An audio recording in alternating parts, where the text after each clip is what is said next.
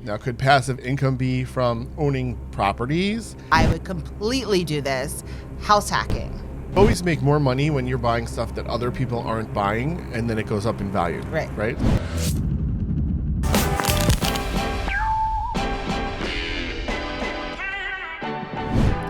We love Barbara Corcoran, don't we? We do. Yes. Well, Yeah. She just put something out on Yahoo Finance, and she's talking about the 5 best passive income ideas. Ooh, I can't wait to hear what they Okay. are. First of all, tell us what passive income is. Well, what I believe passive income is when you just get money for doing nothing. So you could sit on the beach and that money's Yes. just coming in. That's passive versus, working every day, going to a job, having to put your hour in to get your hour's worth of pay. Correct. So now could passive income be from owning properties and that rent is your passive income? Yes. The profits from that is your passive income? Yes. Now, one thing you have to remember, though, is passive income does not mean that you don't have to put some work into it, at least in the beginning. Yes, of course. There's And always you have to get there. Yeah. I think people get caught up on, well, it's so much work. But the idea is to put in the work. Right. Even if you won the lottery and you got $5,000 for life, you still would have had to do the job of going to buy the lottery ticket to Correct. get that passive income. Correct. Okay. So let me start with the first one and you tell me. And Okay. of course, you're going to love this one, blah, blah, blah. Real estate investing. So she says that she focuses on her investments, and those investments have a return that gives her a certain amount every month. Now, tell me what you think about real estate investing. So considering that's what I do and it affords me, a lot of passive income opportunities and I can live off my passive income but it took me, 10 years to get to a point where I generated enough money to actually be able to live a good lifestyle off it. So yeah, that's awesome. I think everybody should do it. You get that one extra 2 or 3 family house and you make $1,000 a month from that house. Eventually it's going to be paid off. You could be making $3,000 a month after the mortgage is paid off, and that's there for life. So I think when people think of real estate investing, they also think of flipping. But does flipping give you a passive income? No, because you're selling the property. So you're buying it, you're fixing it, and you're selling it. You have to do a ton of work to fix it, and then you have to do a ton of work to sell it, and then you move through it, and it's over. So it's not the same as passive income. So we don't include flipping as in No, passive income, but absolutely the not. BRRRR, the buy, rehab, rent, refinance, None repeat. of that's passive. That's all work. If you Why wouldn't the BRRRR You mean be? if the BRRRR where you're keeping the property? Yes, yeah. Anything where you're keeping it, renting it, it's like set it and forget it. That was one of those infomercials. I don't remember which one it was, but that's what you do. You get that tenant in there and you just go. That's passive.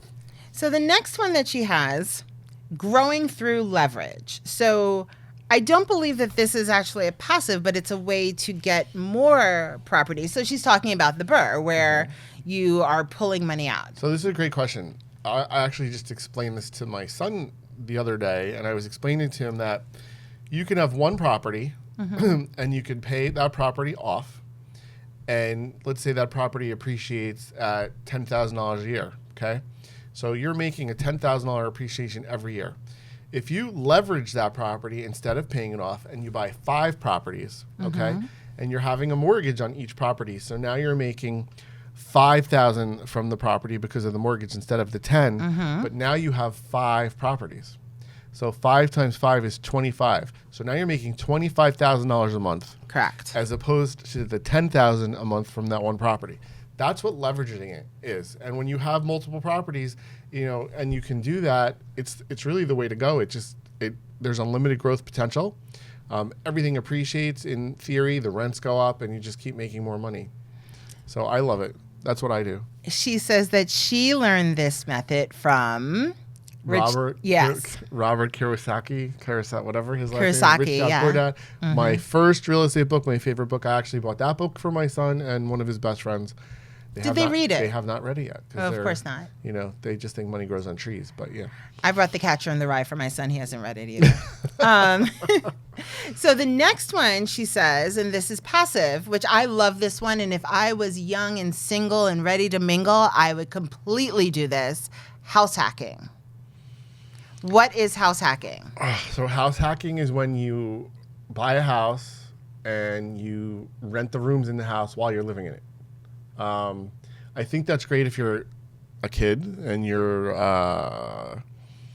let's say you're going to college and you can buy a 2-family house. You rent the bottom half. You live in the top half with 3 bedrooms. You live in 1 bedroom. Yep. You put 2 other people in there, and you're in a roommate type situation like you would be in a dorm. I think it's awesome. I think it's great. There's a lot of work. There's a lot of moving parts. As long as you find the right roommates, you'll be good.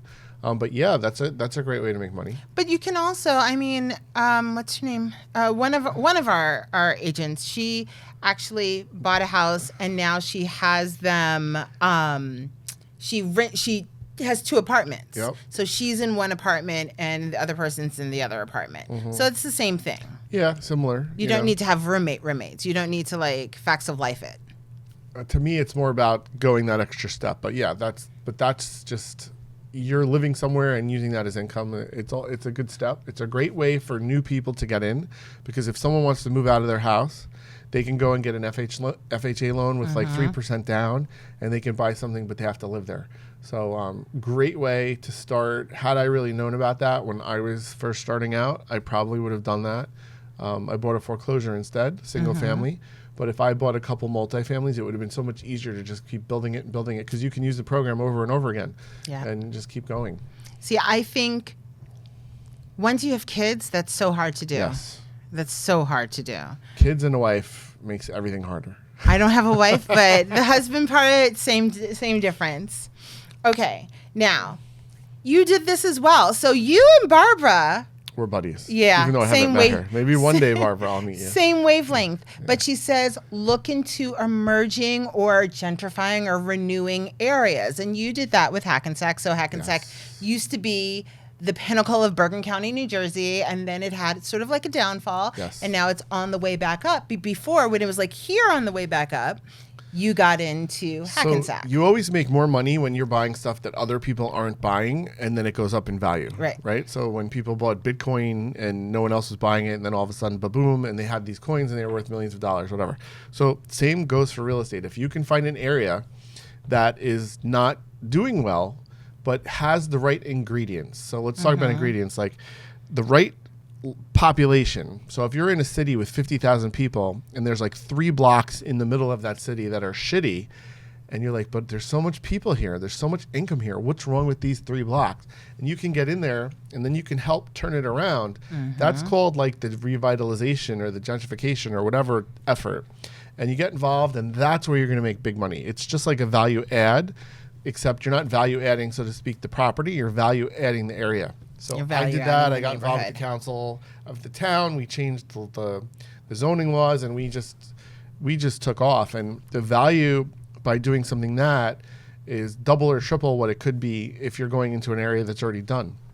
So I love that idea. And it also helps people. You're helping people. You're helping the neighborhood. You're growing it.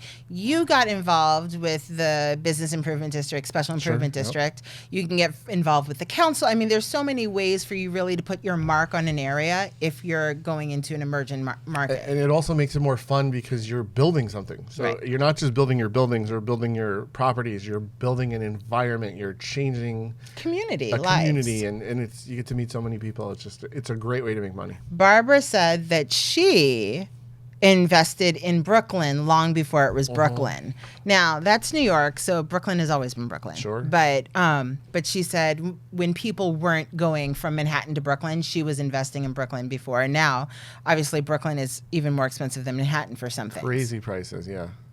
I don't know if you're going to be into this one. She says, diversify investments beyond real estate. So in theory, I think it's a great backstop, because what if the real estate market died, crashed, and then you had nothing? So I think diversification is good, but I think for me, diversification is more, once you've made it, you can diversify. Because if you have a specialty and you know how to make money in one area, if you diversify your assets or your resources into areas that you don't own or don't kill with, in your expertise areas, you're not going to make as much money there. So when you're younger and you're growing and you're trying to become, that millionaire and really make a big mark, if you put stuff everywhere, you're going to limit your chances of getting really big. So for me, I was all in until I got to a certain point, and then I actually started spreading out into other areas, but I stuck with real estate. So, I may have kept all my eggs in one town, and then as I got bigger, I went out and experienced some other towns, but I still stayed in real estate. So I'm not a big stock person or anything like that. I don't know if I think when you say diversification, people automatically think stocks. But in my mind, it would also be like, well, what if you wanted to start a business? What if there's a franchise that you'd always wanted? What if you're like me and you've always wanted to own like a spa or massage envy, something like that? So that's a great question or comment, and you actually reminded me. So I diversified in real estate. So even though I was an investor, I did go out and open a brokerage. I did go out and open a real estate school. I did go out and do other projects related to real estate. We did write our book related to real estate. So we diversified outside of just strict real estate investments, but it still was in that same bucket of real estate. So, I think if you could do something like that, it's great. But you don't see me going out and opening a restaurant.